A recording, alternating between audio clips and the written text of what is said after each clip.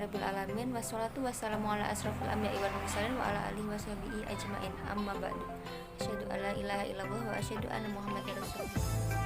Sebelumnya tak kenal maka tak sayang. Perkenalkan, nama saya Salma Kamila Rasadi dari jurusan Matematika 2019. Oke, sekarang kita tidak asing lagi bukan dengan yang namanya limbah. Setiap kegiatan manusia itu hampir semuanya menghasilkan limbah. Nah, apa sih limbah itu? Limbah yaitu buangan yang dihasilkan dari suatu proses produksi baik industri maupun domestik rumah tangga yang lebih dikenal dengan sebutan sampah, yang kehadirannya pada suatu saat dan tempat tertentu tidak dikehendaki lingkungan karena tidak memiliki nilai ekonomis. Ada beberapa jenis limbah, yaitu yang pertama, berdasarkan wujud ada 3, yaitu limbah cair yang berasal dari limbah produksi industri yang berbentuk cair dan mengalir ke sungai atau sebagainya.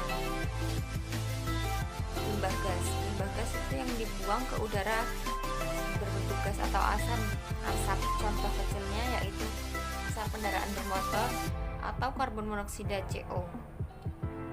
Dan limbah padat, yaitu limbah yang berupa padat seperti plastik, potongan logam, tekstil, dan yang lainnya.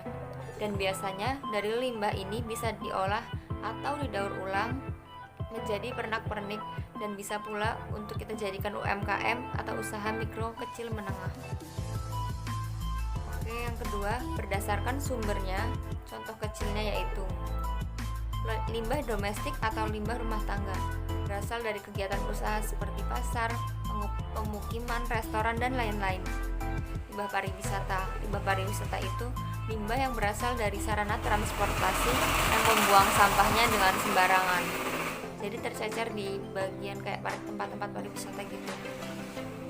Selanjutnya limbah medis yaitu limbah yang berasal dari dunia medis atau seperti hampir mirip dengan limbah-limbah domestik, contoh kecil seperti suntikan, ampul-ampul, dan yang lainnya. Dan yang ketiga, berdasarkan sifat kimianya, yaitu yang sering kita dengar seperti limbah organik. Limbah organik itu limbah yang dapat membusuk oleh mikroorganisme. Contohnya seperti dedaunan, sisa sayur-sayuran, cangkang telur, kertas, dan sebagainya. Sampah ini juga dapat diolah menjadi pupuk kompos. Dan cangkang telur jika dikeringkan dan diremukkan, dia juga bisa dibuat seperti kerajinan, guci, dan yang lainnya. Yang kedua yaitu limbah anorganik, yaitu limbah yang tidak dapat membusuk oleh mikroorganisme. Contohnya seperti botol plastik, tas plastik, dan kaleng. Banyak pula kerajinan tangan yang dijual belikan untuk souvenir yang berasal dari limbah ini. Indonesia juga termasuk dalam negara yang banyak dengan populasi sampah. Contohnya seperti di Pulau Jawa. Pulau Jawa yang paling banyak yaitu terdapat di ibu kota negara kita, yaitu DKI Jakarta. Karena pemukimannya yang sangat padat, jadi sungai-sungai sangat tercemar dengan yang namanya limbah, entah itu limbah domestik rumah tangga ataupun limbah pabrik seperti limbah-limbah industri. Hanya di negara kita saja yang banyak sampahnya, ternyata ada pula negara di dunia ini yang yaitu negara terbersih dan negara terkotor dengan jumlah sampahnya yang sedikit dan jumlah sampahnya yang sangat banyak. Negara terbersih di dunia ini yaitu negara Swiss.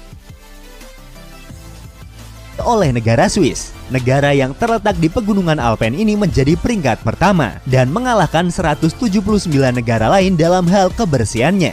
Swiss mendapatkan skor sebesar 87,42. Nilai tambah dari negara ini adalah hutannya yang masih terjaga, marga satwa, dan kualitas air yang aman dan bersih.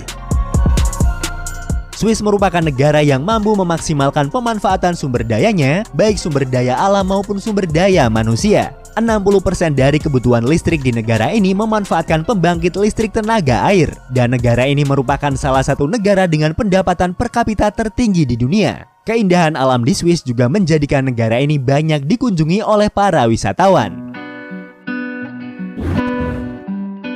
Dan negara terkotor yaitu adalah negara Bangladesh.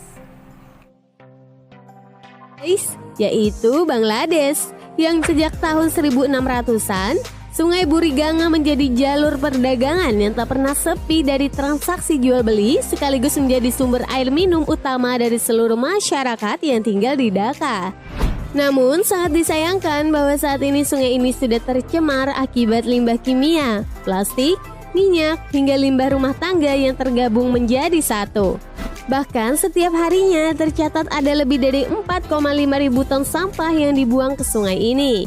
Akibatnya, sungai tersebut memiliki warna yang begitu pekat dan dipenuhi dengan limbah yang beraneka ragam. Hanya ini yang dapat saya sampaikan. Billahi taufiq wal hidayah. Wassalamualaikum warahmatullahi wabarakatuh.